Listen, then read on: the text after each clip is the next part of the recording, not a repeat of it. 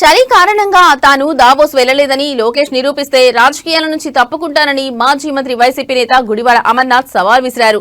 Brand image తో కాకుండా ban మేళంతో Chandrababu Lokesh summit కు వెళ్లారని ఆయన ఎద్దేవా చేశారు.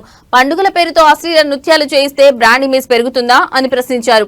కేంద్రంలో చక్రం తిప్పుతున్నామని చెప్పుకునేవారు ఎన్టీఆర్ కు భారతరత్న ఎందుకు తీసుకురాలేకపోయారని నిలదీశారు.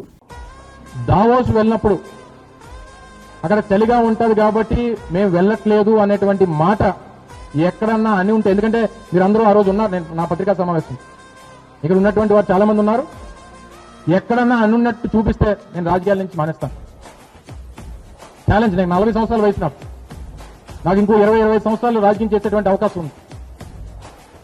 ఇదే లోకేష్ ఇదే ప్రపంచ వేదిక మీద ఇదే జూరిక్ లో దావోస్ లో ఏదైతే నిన్న ప్రకటన చేశాడో, నా మీద ఆరోపణ చేశాడో, అది కానీ నిరూపించేటువంటి ఆ శక్తి ఆయనకు ఉంటే, నేను మాట్లాడినట్టుగా ఎక్కడన్నా ఆ విజువల్ చూపిస్తే, నేను మాట్లాడలేదనేటువంటి విజువల్స్ మీ దగ్గర ఉన్నాయి. ఎందుకంటే నేను మాట్లాడిన టోటల్ కంటెంట్ అంతా కూడా మీ రికార్డింగ్స్ లో యూట్యూబ్ లో ఎక్కడ కావాలంటే అక్కడ దొరుకుతాయి.